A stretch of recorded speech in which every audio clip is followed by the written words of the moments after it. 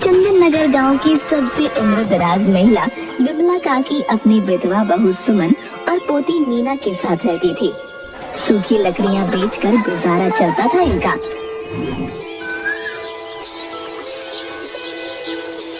बहू, कुछ खाने को है? आज बहुत दिन हो गए रात का खाना खाए। नहीं माँ जी, बरसात के कारण भीगी लकड़ियां बिकती ही नहीं। चल मीना, आज रात भी पानी पीकर ही सोना पड़ेगा। कल तुम्हारे दादा की 50वीं बरसी है। कल ही के दिन तुम्हारे दादाजी की मृत्यु हुई थी। कल हम नदी में स्नान करने चलेंगे। दादी, क्या हम लोग करीब ही मर जाएंगे? ऐसा नहीं बोलते बेटा, भगवान के घर में देर है पर अंधेर नहीं। रहने दो दादी, अब मैं बच्ची नहीं रही। कुछ नहीं बदलने वाला, हमारा भाग्य ही खराब है। दूसरे दिन तीनों नदी पर स्नान करने जाते हैं।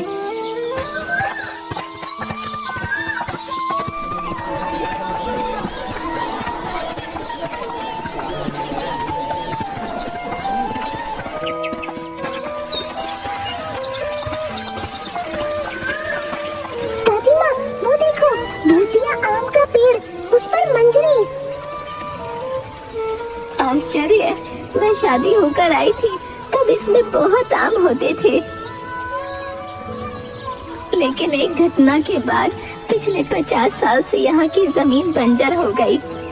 ऐसी क्या घटना हो गई थी दादी कि आम के पेड़ सहित यहाँ पर जमीन बंजर हो गई? होशियार सिंह का बाप से तेरे दादा ने गिरवी रखी थी जमीन, सूद समेत पैसा लौटाकर वापस ले लिए थे। ये गांव की सबसे ज्यादा उपजाऊ जमीन थी। तो फिर जमीन यकायक बंजर कैसे हो गई? होशियार सिंह के बाप का कहना था कि पेड़ पर आम मेरे हैं, पेड़ में मंजरी मेरे समय का है, और तेरे दादा का कहना था कि मैंने सूद समेत पैसा लौटा दिया तो आम मेरे हैं। दादाजी तो ठीक ही बोल रहे थे। हाँ, दूसरे दिन सुबह सुबह हमारा नौकर गधैया एक आम तोड़ कर खा रहा था। तभी होशियार सिंह के पिताजी ने उसे गोली मार दी और जेल चला गया। तब से ये खेत बंजर हो गया। माँ, हम लोग इस बार खूब आम खाएंगे। अरे बेटी, आम खाना भी और बेचना भी, इसमें बहुत आम होते हैं। तभी उधर से पंडित ज्ञानचंद आते हैं। अरे, इस पेड़ पर फिर से मंजरी आ गई। मैंने बचपन में इस पेड़ के आम खाए हैं, बहुत ही मीठे और स्वादिष्ट होते थे। हाँ पंडित जी, इस पेड़ से मेरी बहुत सी यादें जुड़ी हैं। मीना का पापा और मेरा लल्ला गरीबी में गुजर गया, लेकिन इसे बेचा नहीं। हाँ, वे कहा करते थे कि ये पेड़ नहीं, मेरा गधैया है। चलो काकी, इस पर फल लगेंगे तो एक पूजा करवा देना।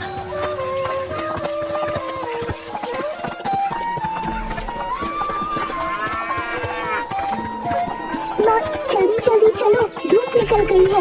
लकड़ियों को सुखाकर दोपहर में बाजार जाकर बेच आएंगे। मीना और सुमन दोनों लकड़ियों को सुखाकर बाजार में बेचकर पैसे लिए घर लौट रही थीं।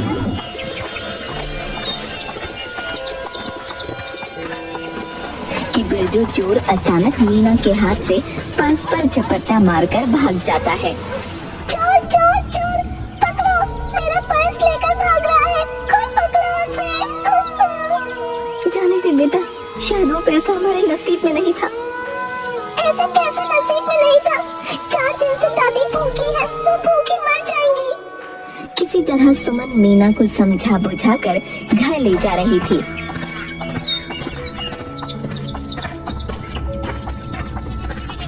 अचानक कूड़े में पड़े भोज के झूठे पत्तल में से मीना बचे हुए खाने को एक पॉलिथीन में भरने लगती है। मीना, ये क्या कर रही हो? पागल हो गई हो क्या? अगर दादी माँ को आज खाना नहीं मिला तो वो मर जाएगी। इस तरह बिमला काकी के घर की हालत बद से बदतर हो जाती है। 1.5 महीने में फल तैयार हो गया। जब जब मैं इस पेड़ को देखता हूँ, पिताजी याद आ जाते हैं। मेरे पिताजी को इसी पेड़ के कारण अंतिम दिनों में जेल जाना पड़ा था। मैं उनका मुंह भी नहीं देख सका था। कोई बात नहीं मालिक, मैं आज रात ही सारे आम तोड़कर आपके गोदाम में पहुंचा दूंगा। आप टेंशन ना लें। मुझे तुमसे यही उम्मीद है। रात में बिलुआ बिरजू चोर और खिरजू चोर को लेकर भूतिया आम के पेड़ के पास पहुंचता है।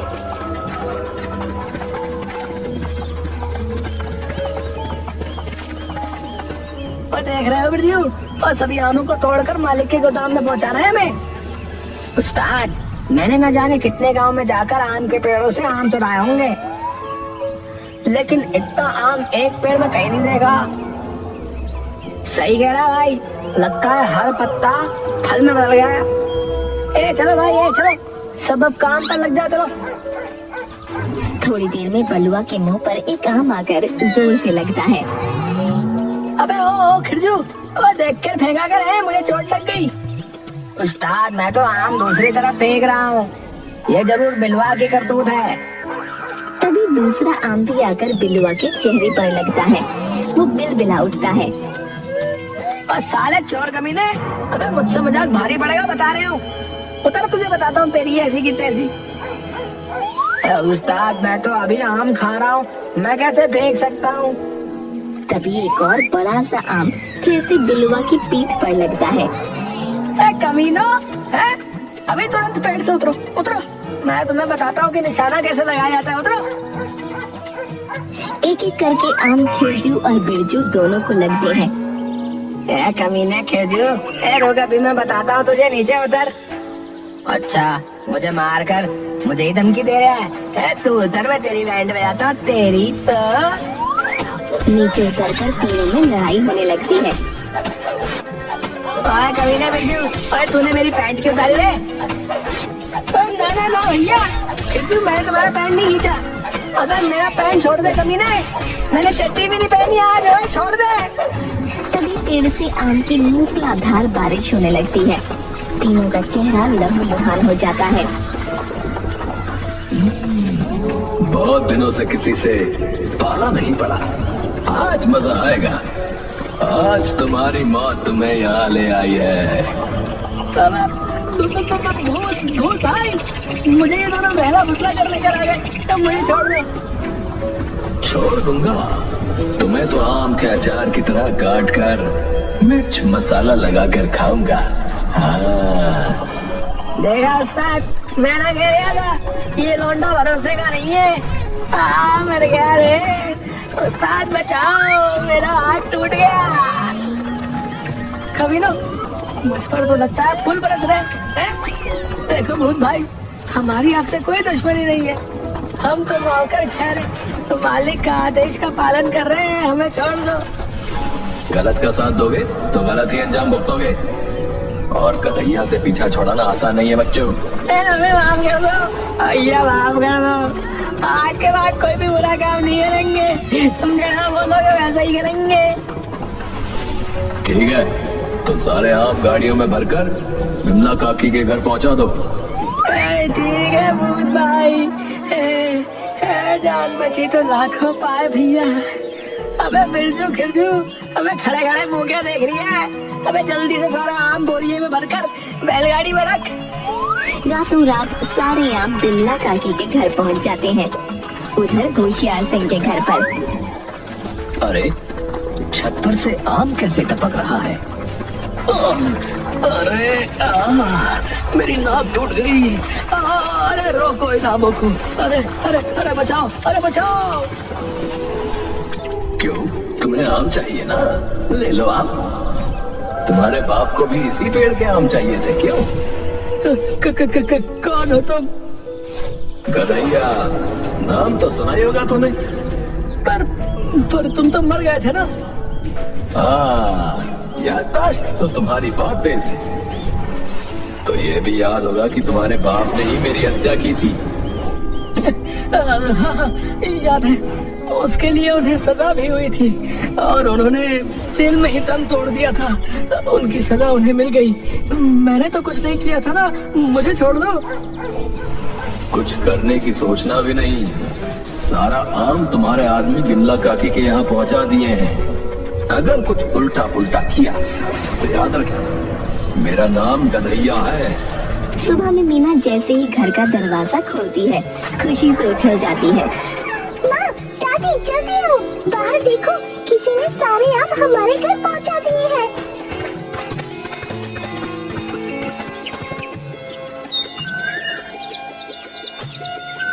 बहू, जल्दी से पंडित जी को बुलाकर आज पूजा करवा दो।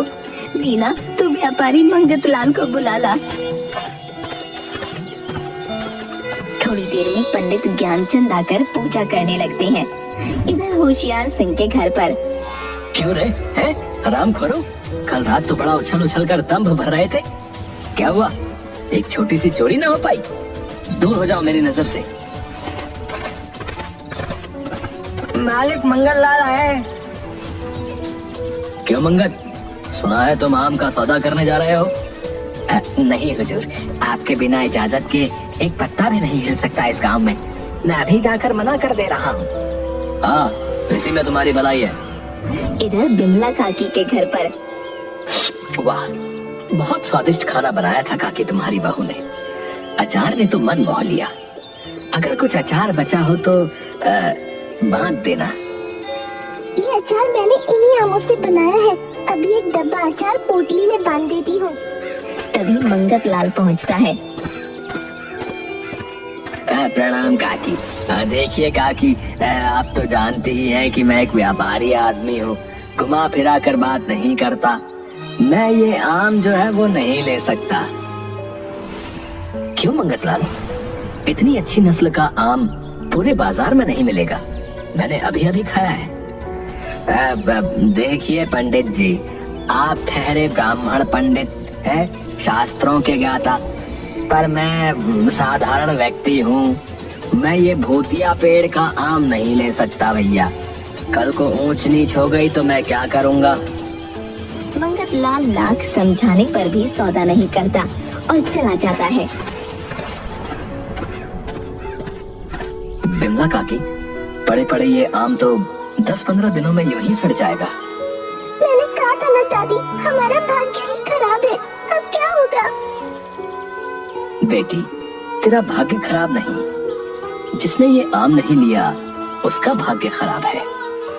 इन सब आमों का अचार बना दो, फिर ये महीनों तक रह जाएंगे। और मेरा दावा है, इतना स्वादिष्ट अचार कहीं नहीं मिलेगा। मीना, सुमन और बिमला काकी मिलकर कुछ ही दिनों में सारे आम को काट कर अचार बना देती हैं। ज्ञानचंद कुछ आमों को बेचकर मसाले का इंतजाम कर देता है।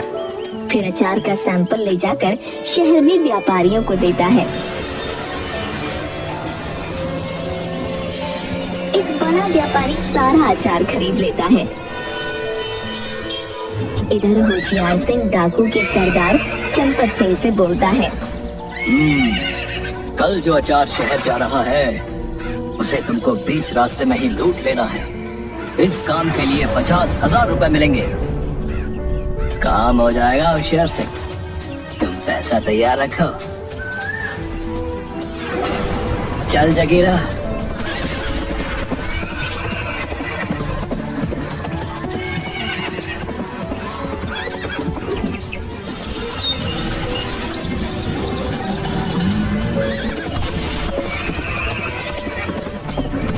रे पंडित, चल हट, तेरी सेवा समाप्त। अब यहाँ से मेरी सेवा शुरू। देखो, ये गरीब की मेहनत और खून पसीने से बना माल है। भगवान के लिए इसे छोड़ दो। पंडित, तुम्हारे कानों में सीधा सीधा आवाज नहीं जाती क्या है? सरदार ने जो कह दिया वो पत्थर की लकीर समझ और यहाँ से कल्टी मार ले। गाड़ी वालों, तुम लोग इस अचार को हमारे अड्डे पर पहुँचाओगे, सभी समझ गए या लात मारकर समझाऊं? तभी जगीरा को पीठ पर एक जोरदार लात पड़ती है और वो औंधे मुंह गिर जाता है। किसने लात मारी है? सामने आओ, अभी पूरी बंदूक की गोली खाली कर दूंगा तुझ पर। गदैया नाम है मेरा, नाम तो सुना ही होगा। तभी चंपत सिंह की पीठ पर भी एक जोरदार प्रहार होता है और वो धूल चाटने लगता है। कमीनो, अगर अपनी खैर चाहते हो तो तुरंत यहाँ से भाग जाओ, नहीं तो बंदूक उठाने के लायक भी नहीं बचोगे। फिर गदैया भूत पूरे गैंग की क्लास लेता है। सभी उल्टे पैर भाग जाते हैं। अचार सेठ के पास चला जाता है। जल्द ही मीना आम के अचार वाली पूरे देश में फेमस हो जाती है। आज उसका अचार का ब्रांड है। उधर डाकू होशियार सिंह से 5 लाख रुपए हर्जाना वसूलता है।